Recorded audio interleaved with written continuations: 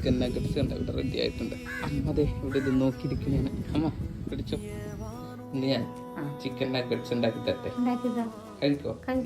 Okay.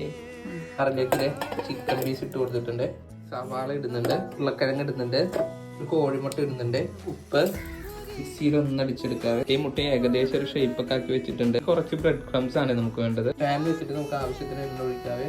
ഇനി നേരെ ഇതെടുക്കുക, നമ്മുടെ ബ്രെഡ് ക്രംസിൽ ഇങ്ങനെ നേരെ കോട്ട് ചെയ്തെടുക്കുക. നേരെ നമുക്ക് എണ്ണയിലേക്ക് ഇട്ട് കൊടുക്കാം.